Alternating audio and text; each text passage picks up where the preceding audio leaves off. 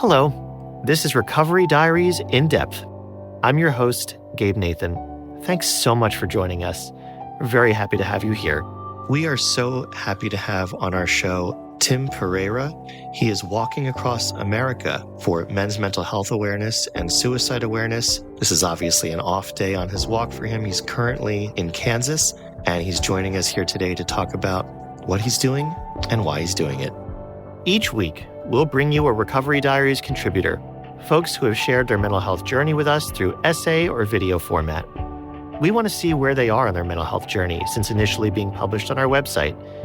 Our goal is to continue supporting our diverse community by having conversations here on our podcast to follow up and see what has shifted, what has changed, and what new things have emerged. We're so happy to have you along for this journey. We want to remind you to follow our show for new and back episodes at recoverydiaries.org. There, like the podcast, you'll find stories of mental health, empowerment, and change. You can also sign up for our mailing list there so you never miss a new podcast episode, essay, or film. And you can find this podcast pretty much anywhere you get your podcasts. We appreciate your comments and feedback about our show. It helps us improve, make changes, and grow. And of course, make sure to like, share, and subscribe.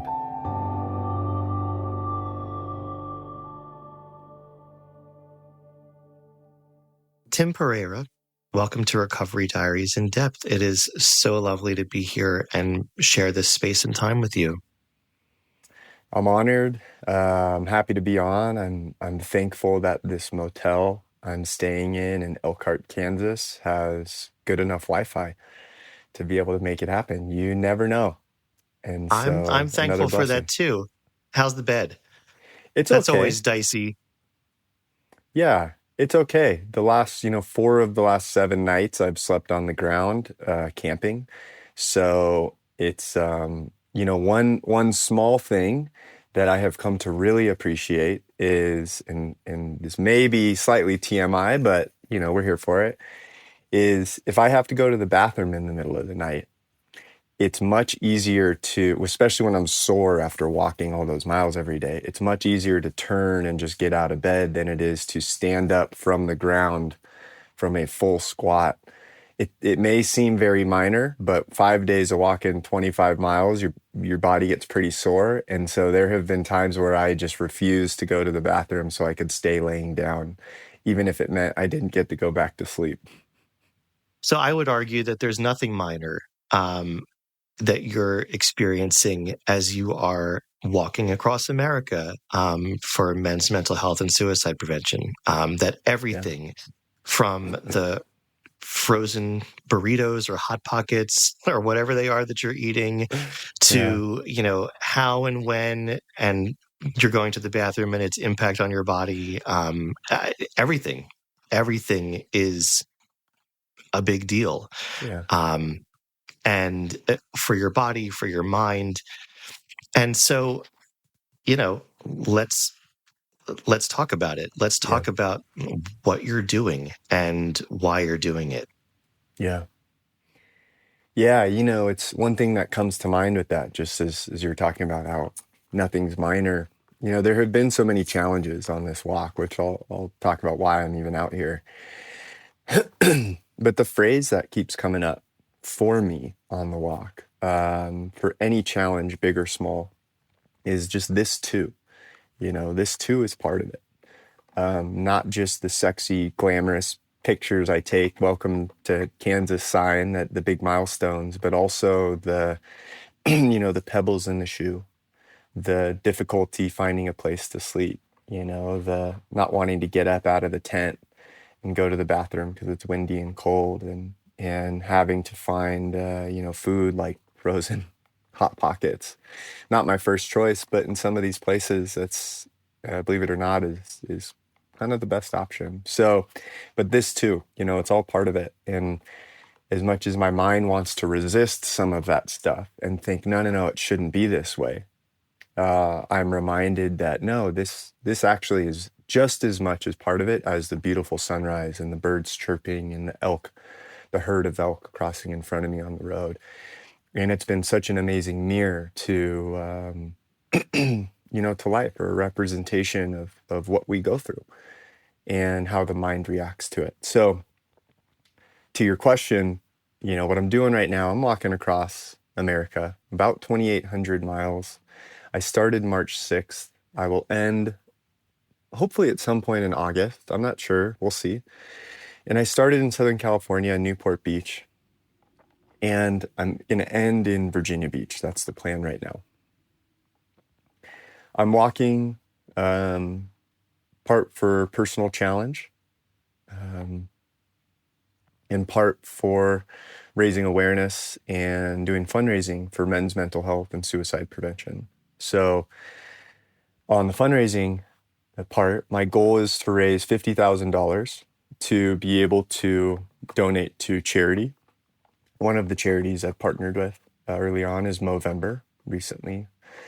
And that's the goal with that. And actually also raised $15,000 through GoFundMe to help fund the trip, to help with food, lodging, any gear, that kind of cost. So that part has already been raised. And, for me, it's a topic that is really, it's near and dear to me. I'm out here because it's something that I have personally struggled with, from about 2016 to 2020. I went through, everything for me looked good on paper. It looked great on paper. Always got good grades in college, landed a good job, was doing really well. And I was in the tech industry. I was in sales. I was in sales leadership.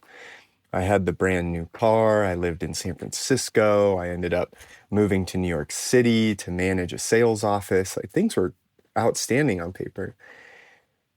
And at the same time, internally, there was a bit of a landslide going on, and things were really starting to slip. And it was the more I reached and the more I tried to grasp on to certain areas of my life, the more things just slipped. And so from that span, I found myself slipping deeper and deeper into a depression,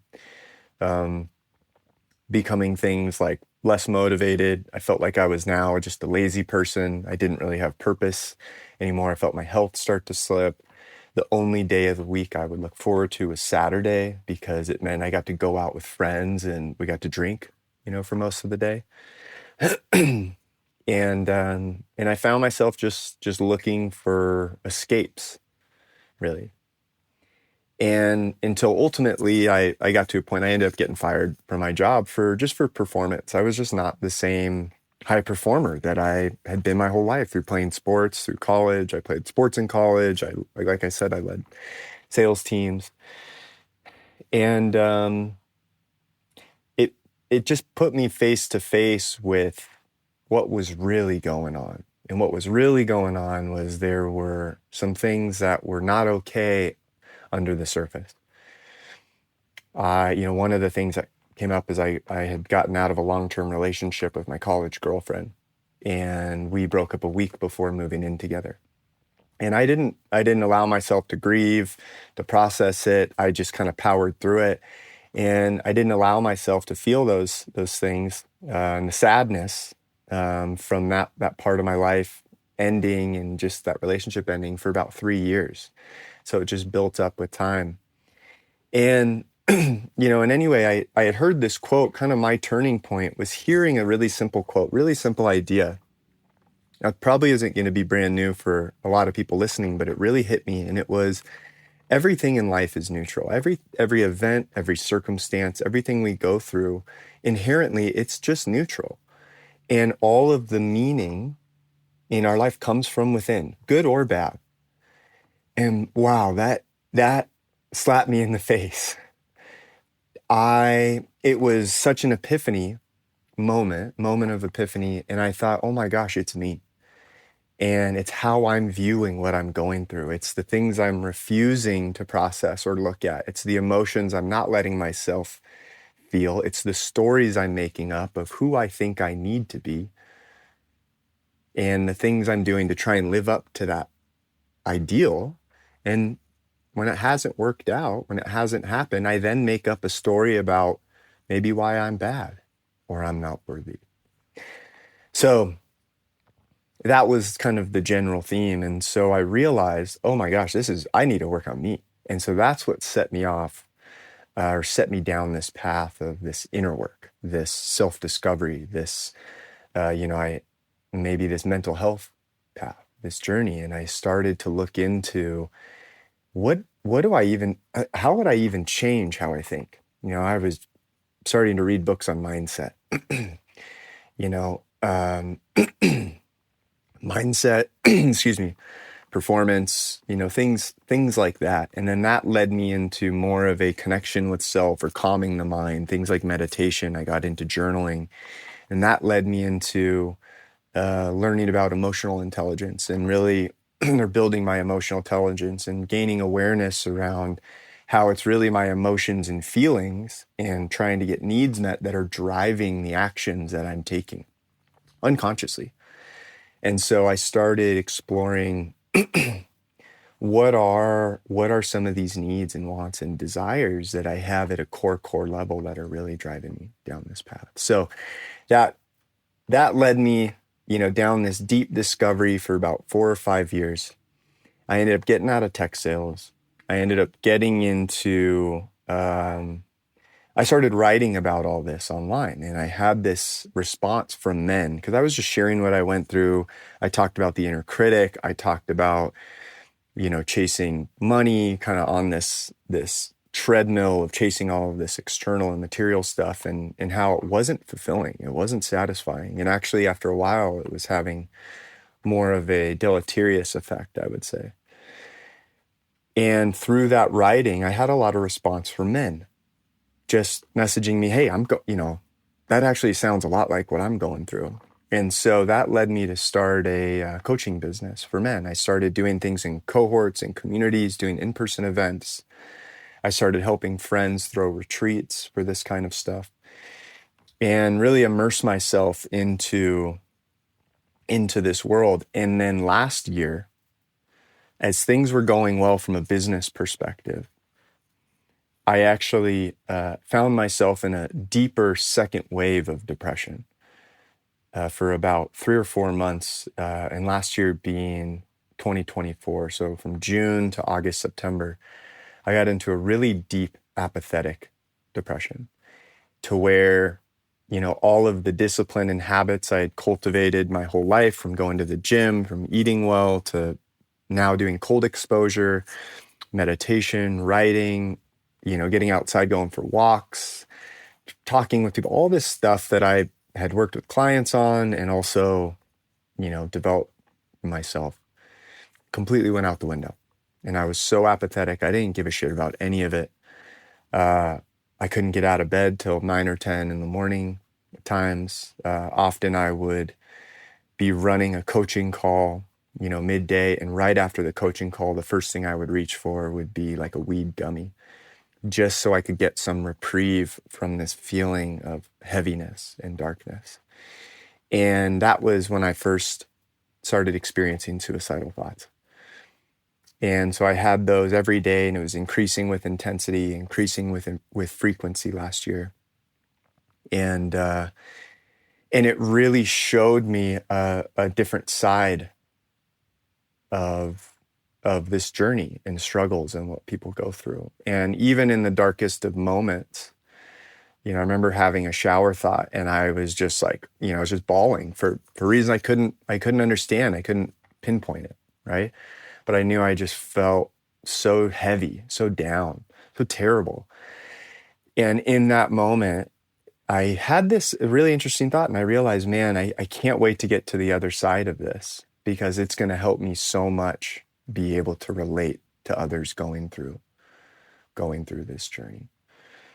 And so to just kind of wrap up that part of the story, I ended up I was seeking a lot of things to try and do. I thought about moving to Costa Rica for a month. I thought about going on a little bit of a pilgrimage. I thought about maybe going to India. I thought about doing a plant medicine ceremony. Like, everything was on the table, and nothing really clicked with me until a friend of mine was going to India. She told me about the trip. It really lit me up. I ended up going on the trip. had a few life-changing moments on the trip, which I'm happy to dive into, but this story's already gone a little long. And when I got back, I was back for about 4 days, maybe a week or so. And I heard the idea, this guy was sharing on Instagram how he had walked across America, and how it changed his life. And I can't quite explain, I definitely don't know why it happened, but when I heard him say those words, walk across America, I felt like I had this lightning bolt go through my body, and immediately was like, that's it. That's the thing I'm going to do. Like, that is what I have felt when I talk about I was searching for something all year. I was like, it was so clear to me in that moment. I was like, this was the thing that was coming down the pipe. And I'm like, what an amazing way to use it, not only to spread awareness and to raise money for men's mental health, but to use it as a vehicle for learning, and to not listen to music, not listen to podcasts or anything, be present with every single step, and every single day just cultivate being more present, being more aware, being with all of the challenges, all of the negative thoughts, all of the everything that comes up, and use it, the 5-6 month journey, as the deepest, most rich and intense curriculum that I've ever been through in my life. And so today is day 70 on this walk, and we're chatting. We're recording this on May 14th, just so people listening know. Yep. And I just crossed into Kansas yesterday. So I'm almost halfway. I'm probably 2 weeks away or so from being halfway. But that was a bit of a ramble, but that's kind of how I ended up here on foot in Elkhart, Kansas. That's a judgmental thought. Just so you know, I don't want to just identify that for you. I'm not sitting here watching the clock. You're here to talk. So this is literally what you're here for. I asked a question and you answered. It was pretty simple, right? Yeah. But you're on this show with me because I think we share a lot of the internal stuff. The self-critical voice. I don't share any of the athleticism with you, but I do share some of the stuff that goes on up here. A lot of the incessant negativity, the self-doubt, the apathy that you were experiencing. Yeah. Of nothing matters, nothing I do matters, nothing anybody else does matters. It's all shit. It's all a facade. It's all a show. I'm bad. I mean, that resonates hard with me. So I get it, for sure. And I'm sure a lot of people listening do as well. So you weren't rambling, but you did say a lot. And so I'm trying to make connections to things you were saying, because I guess that's what a good host is supposed to do.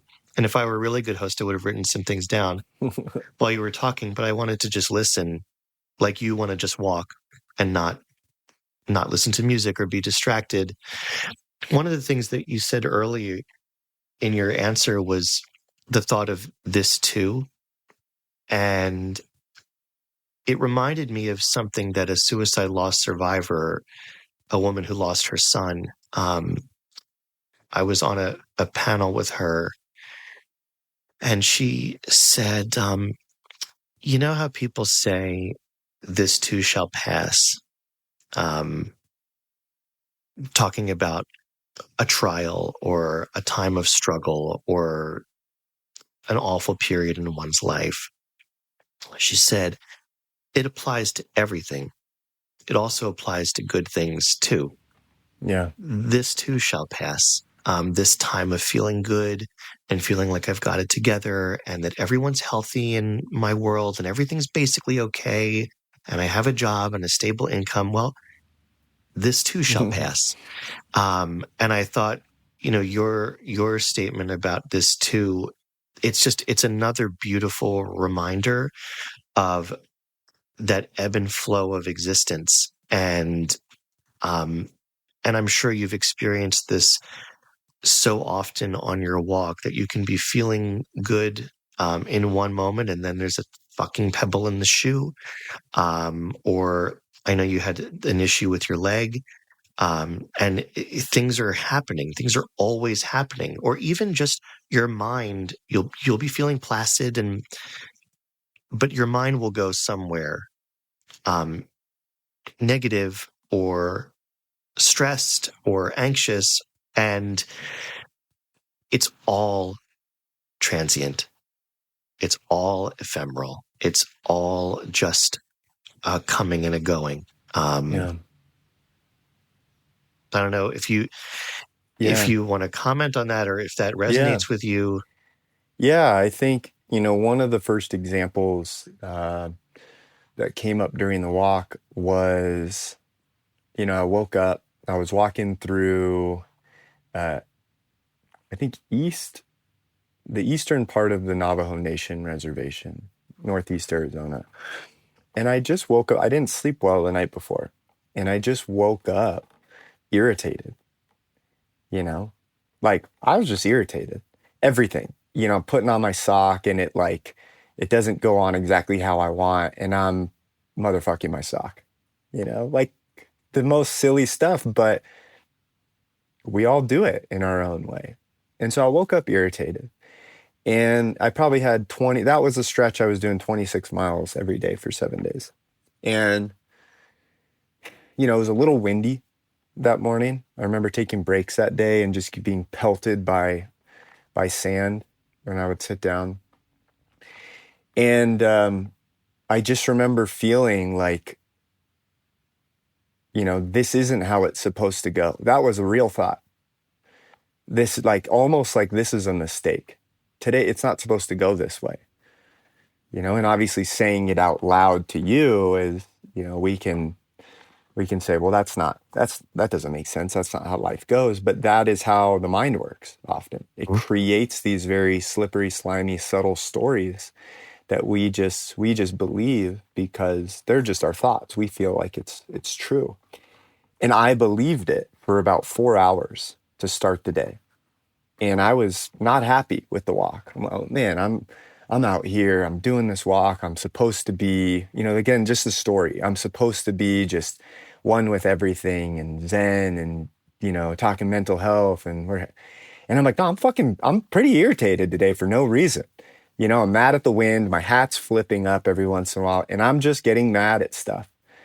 And that's when it hit me. And I thought, man, like, can't you see this is also part of it?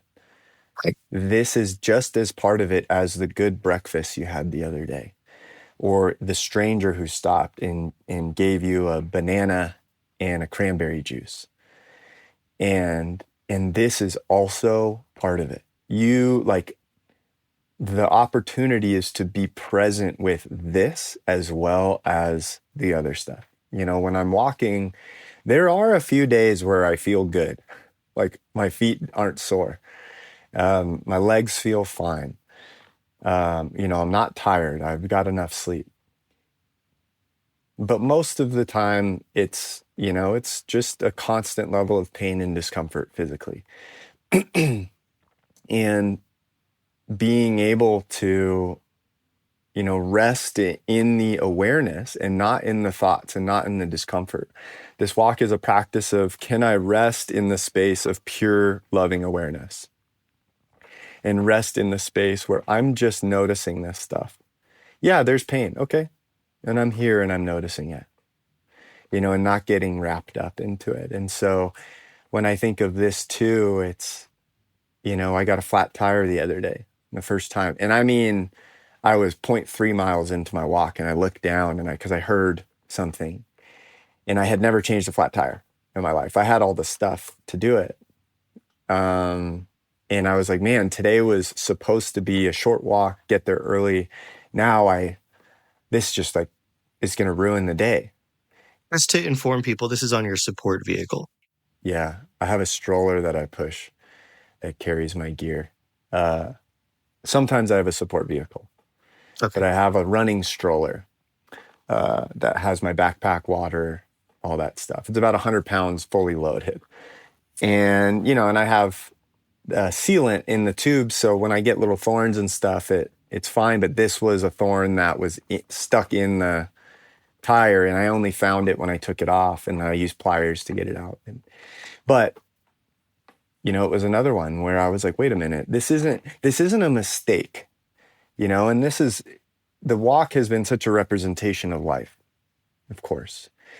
And in those moments, what I realize is, you know, a lot of people create this idea out of nothing that they should be somewhere. They should have this type of financial wealth. They should have, I was talking with a client the other day, and he mentioned how he struggles because he's noticing these stories he has about what he should be doing, how much money he should be making, where he should be living, how he should have 3 passive income revenue streams, and you know, and the fact that he's not means he's less than. And so it just shows we create these stories about these expectations about how we think life should be, and we become resistant to how life really is. And it takes us out of the present to just be with it, to be with this too. But the stories don't come from nowhere. So they come from that, you know, that phrase, comparison is the thief of joy. And we see what other people have, and we go, well, I'm X years old and they're X years old, and I'm like them in these ways. So therefore I should be doing what they're doing and doing it how they're doing it, and their image crafting. And I see that, and they look like they have it all. They look like you. And remember, good on paper. Yeah. Tim has this. Therefore, he must be feeling fucking great. And I feel like shit. Therefore, do you know what I mean? So it's, we do make up these stories, and we make up these stories about other people based on what we see on social media, or what other people are presenting, or what they're telling us when they get together with us for an hour social event, and then they go and they're miserable, or they're terror struck that they can't keep up with the lifestyle that they've created. And it's creating immense stress and pressure, and possibly making them a suicide risk, right? Because we know that trying to keep up a certain lifestyle can be very fatal. So it's, yes, all those stories are made up internally, but it's a lot of, it is how we see ourselves, but juxtaposed against how we see other people and stories that we make up about them. Yeah. Which is, it's so unhealthy and so dangerous. Yeah. You know, it's part of the brain, or I'd refer to it as the survival mind, really. You know, there's a survival mechanism within us. And, you know, for years and thousands of years, it worked in a very primal type of physical survival way. And as we evolve, as our consciousness expands individually and collectively, you know, has kind of turned and shaped into psychological survival. And so how the mind is wired is to constantly look for ways to survive. And it just does so in the best way it can. And one of the methods it does it is just as the perfect example as you described, which is so common, which is just comparing to others. And we see somebody else, because it's so arbitrary, right? We see somebody else. Your story could be totally different depending on what country you live in. You know, the socioeconomic status of just the town you live in, the story could be totally different. For somebody, it could be, man, I see everybody around me in this town with a brand new truck and I don't have one. I'm a piece of shit. And then others, you know, depends on the circle you're in, go, man, I see everybody around me with 3 businesses. This guy's got a private jet. This guy has a jet, a yacht, a helicopter. And I'm only over here making $1.5 million. I'm a piece of shit. Right. And so stripping that down to its fundamental, to its core, is recognizing what the brain wants to do, what the survival mind wants to do, is believe that external circumstance dictates our internal well-being. And it doesn't. It's how we view things, how we perceive things, our perspective on whatever we're going through, our perspective on life. And so one of the major shifts has been the just experimenting with and being curious to the idea that I am not this body, right? I have grown, I have gotten older, I've gotten stronger, I've gotten weaker, I've had surgery, I've had all these things happen to my body, yet there is still a constant within me. Ever since I was a kid, my earliest memory is at like 3 years old, my 3-year-old birthday party, I think was my first memory. There's still an awareness that has been constant throughout it all. Even going through this mental health shift, as my personality changes, as my demeanor may change, there's still a constant behind it all that I recognize, that I associate myself with. So I'm not this body, I'm not this mind, I am the awareness that's behind it all.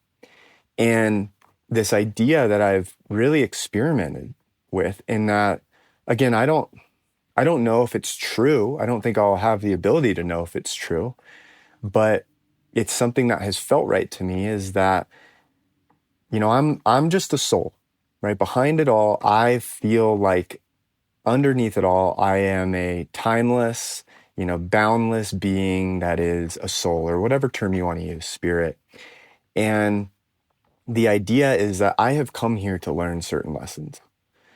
And I have come here with a certain set of circumstances, a certain maybe propensity of direction where my mind likes to go, a certain set of internal dialogues or narratives or beliefs or themes that are recurring throughout my life, a certain set of wounding, psychological wounding, physical wounding is certainly as well. And perhaps my mission in life and my whole purpose is to work through those. And each one of those is just a different textbook. It's just a part of my curriculum as a being to grow and evolve and learn deep, powerful lessons in this lifetime. And I have no way of proving that. But when I really sit with that, and I quiet my mind and I just be present with that idea, there's a part of me that really resonates with it. And as hard as it is, what that does is it shifts my perspective to what I'm going through, to just think, this isn't a mistake. This isn't wrong.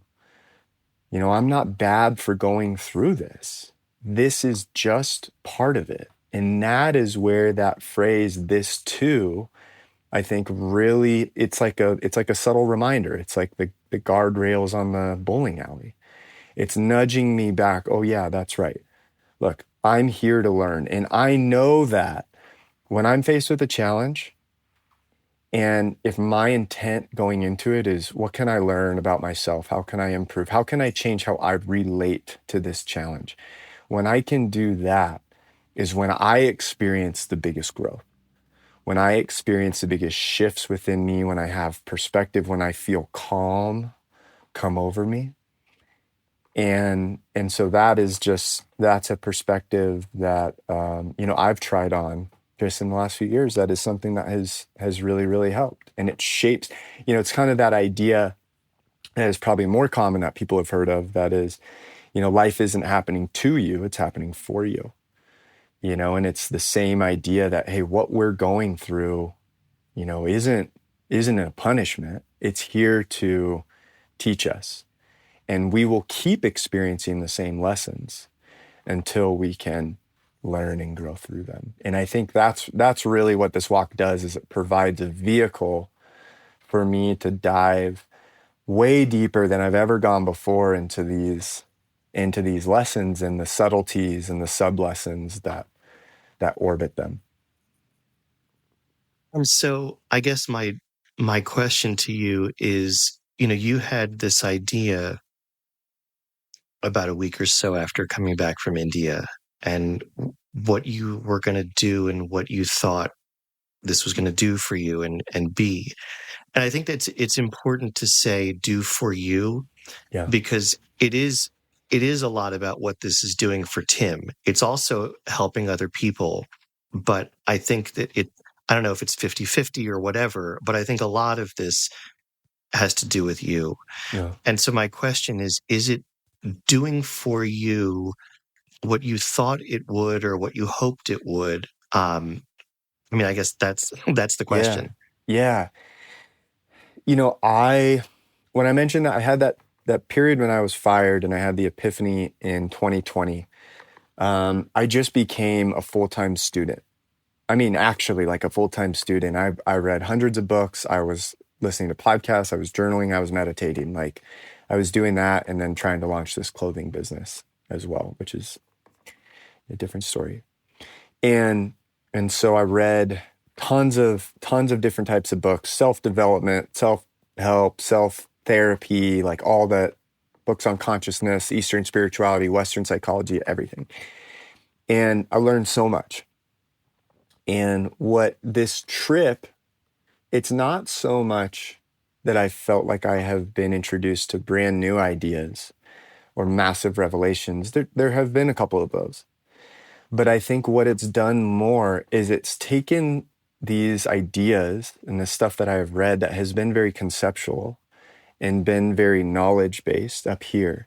And it's given me an avenue to start to let those trickle down and go into what I would say is like my full body, to embody them, to integrate those ideas, to really get it. I describe it to someone and I'm like, it's like if you've never had a pineapple before, it's like reading the most in-depth description of a pineapple, looking at all the pictures, hearing how people describe it, learning about the juiciness, the flavor, the texture, the color, all that. And you know everything, you know how to grow it, you know everything you could possibly know about pineapples. And then it's like tasting it. And so now you go, oh, now I get it. Right. All of this stuff I've known. And now it's like, no, now I fucking get it. Like I see why, you know, they were describing it this way. And so that's what I feel it has done for me. And so when I've been sharing things online, and not that they're new ideas to me, but they're almost like new realized truths. And so because they feel more like truths than ideas, I feel much more comfortable sharing them. And you know, in terms of this, I don't know what the split is 50-50, but I feel like what has kind of evolved in this trip is giving people a glimpse into just my process, this growth process, this how I am trying to approach this walk, the curriculum that has surfaced for me, how I have gone through the process of being stuck in these thought loops, to being aware of them, to then shifting into, okay, we need a shift, to then seeing what is this trying to teach me, and then moving forward. And it happens in so many different ways, big, small, etc. And it feels like in doing so, that has allowed people to relate a lot more, because just as you described the thoughts that go on, like hearing you share yours, I'm like, oh, I totally know those, you know, the self-critical nature, the self-doubt, what is this all for? Hearing you share that, I was like, oh, like I've you know, I just feel that in my bones so much. And sometimes hearing somebody articulate their own experience not only validates what we're going through, but can actually deepen our understanding of what we're going through, can lessen the burden. Because I go, oh, I'm not the only one that does that. I'm not happy that you also experience that. But there's a part of me that does feel a sense of relief. It's just turning the release valve. It's kinship, really. Yeah. And that is not to bring Recovery Diaries into this, because I don't need to promote our organization on our own fucking show. But You can. it is the whole reason why we exist. Yeah. So we're a mental health storytelling platform to share human experiences from all over the world, so that somebody living in Rwanda or Australia or Ireland or Kansas can read an essay by someone in some corner of the world and go, shit, they're saying the same fucking thing. They're giving voice to what's happening up here in me. I have never met this person. I will never meet this person, but I'm connected now, and I don't feel so alone. And a quick story that I share a lot because it stayed with me. When I was working in a psych hospital, I was running a group, And this young woman raised her hand to ask if she could share something. And she said, I thought I was the only one who felt the way I feel and was going through what I go through in my life. And I had to be dragged out of my apartment at 3:00 in the morning by the police and brought here against my will to finally understand that I'm not alone. And that's a really drastic way to have someone realize that. And I want people to realize that in ways that are not coercive and that are least restrictive and that are not traumatizing. Yeah. And if it's through bringing you here to talk, if it's through publishing an essay by someone living with major depressive disorder in England or whatever, that's what I want to do. Because I think it's human stories. I feel icky when someone will say about anything that anyone is doing in the mental health sphere or the suicide prevention or awareness raising field, you are saving lives. Back when I had a 1963 VW Beetle with the crisis line all over the rear window, and I was driving it every day to spread awareness, and I did that for 6 years. People would say to me, that little car is saving lives. And I would get that feeling because it's not. It's spreading awareness. Okay. It's putting a message in front of people. It's certainly more helpful than harmful. But in the end, if someone sees that little car and picks up the phone and calls 988 3 months from then, or has a conversation, or they learn something about suicide prevention, about busting a myth that asking someone if they're suicidal doesn't put the thought into their mind. It's not a risk. It's an act of love, right? And it can open a conversation that wouldn't have been open before, right? So if someone does that because of something that they saw or something that they read or something that they heard, it's that person who's acting on that's saving a life. And so I don't want to overstate the importance of the suicide awareness work that I've done, or the mental health awareness raising that Recovery Diaries does, or the work that you're doing. It's all of value and it's all wonderful. But I think it's really important to keep it in perspective and in context, that it's other human beings who experience what you're doing, who then go off and do the work of changing other people's lives or changing their own lives. Yeah. I think I might have a slightly different perspective on it, because I want to hear it. I think there's so much that goes into it. Just like depression isn't because of one thing, right? It's so, of course, and so suicide complex. is never just one thing. Yeah, there's so many factors, and I feel the same way with recovery or with saving lives. It's not just about the person who picks up the hotline and helps that person through it. Because what happened upstream from that?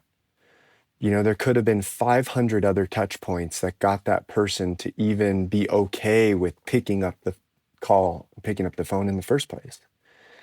I think what's important with, we'll use your example of driving around with the hotline on the Beetle, is what it does in its subtlest form is it's saying that I get it, that I see you, that if you're struggling, I get it. And it's important enough to me to drive around with this freaking car.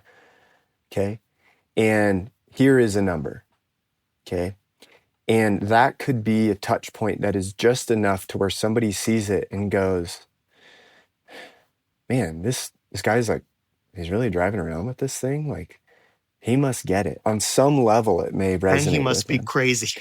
And he must be crazy and okay. And And I true. feel like Check I'm and check. crazy, you know? And so there's another crazy guy who's Well, no, talking but about that's what this. I was Yeah. thinking when I heard about you, because I was like, okay, so I did this for 6 years and it was my daily car and we broke down all the fucking time. And I mean, and I am not a mechanical person and I couldn't afford to keep the car.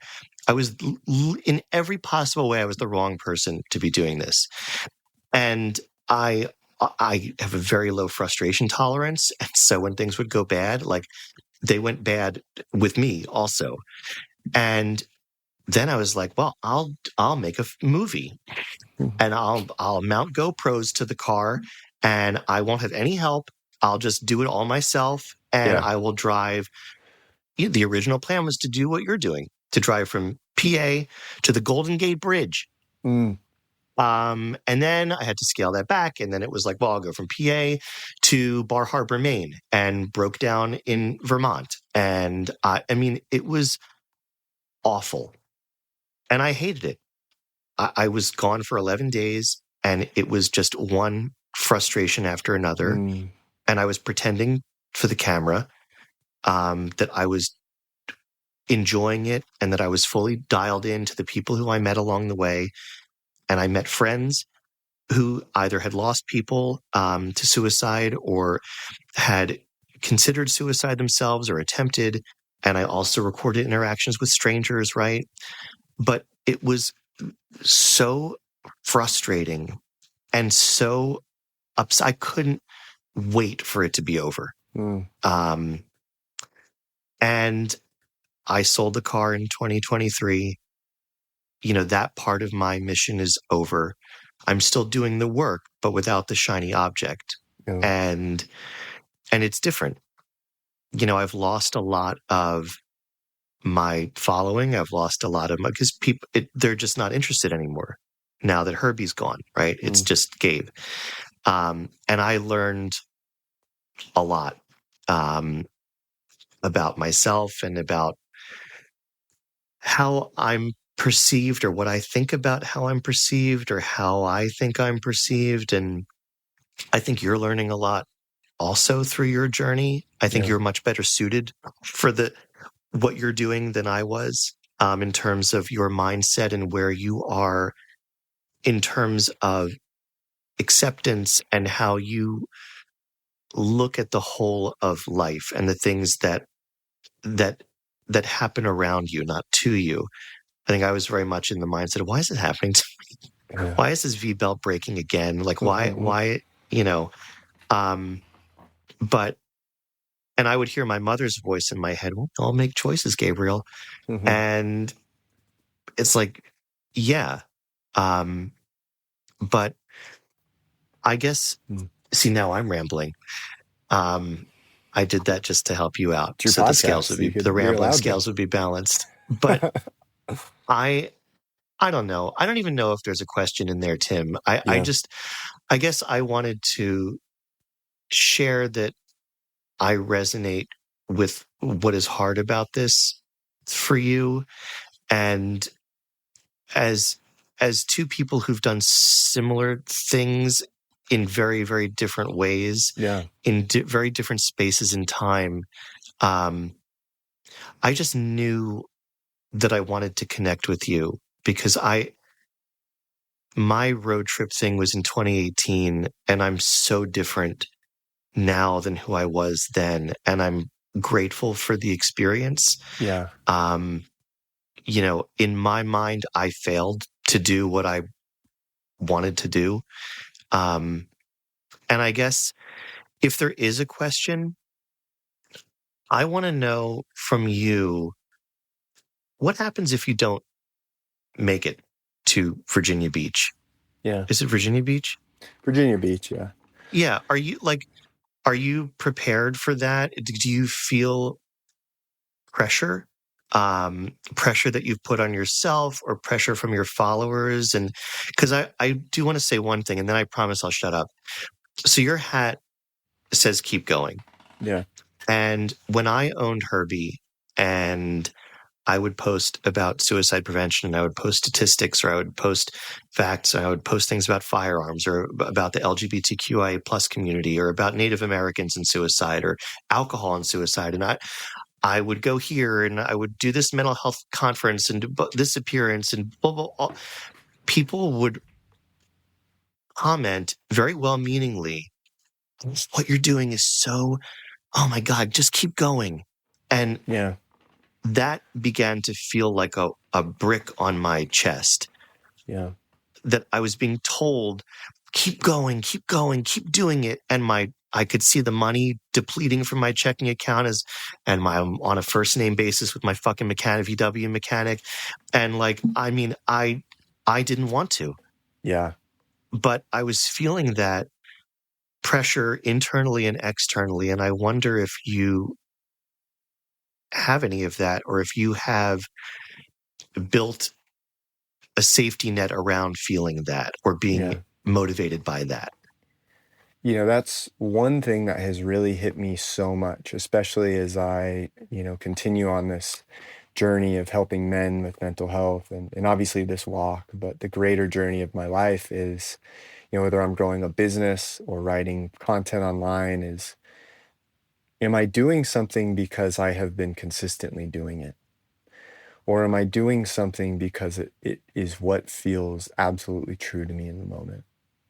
And so while if I think about the potential of not finishing this walk, I'm not saying that it would be easy to accept.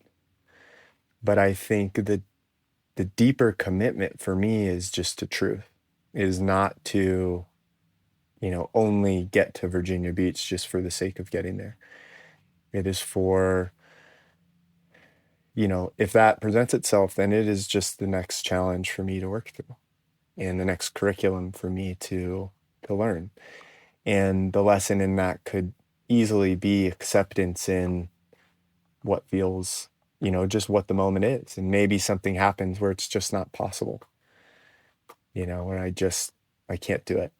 And what I have to honor in that moment is just what feels true to me.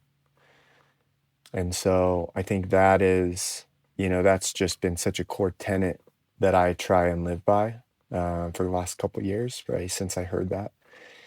And also, it's worth saying, I don't feel like there's a possibility I don't make it to Virginia Beach. That's just what I feel. Even since I started, there hasn't been a shred of doubt in my mind that I wouldn't make it. I don't know how long it'll take. I don't know if that means I gotta split it up, or if something happens and I have to postpone it.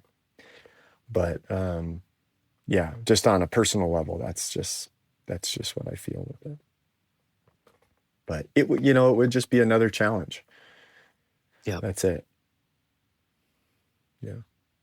Well, here's to Virginia Beach. Yeah.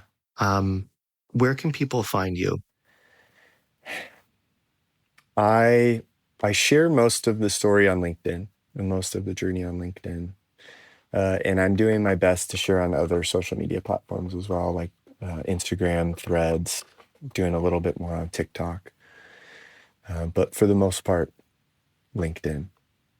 Yeah. Awesome. I'm very, very grateful to you for what you're doing, for who you are, and for spending some time with me today. Thank you.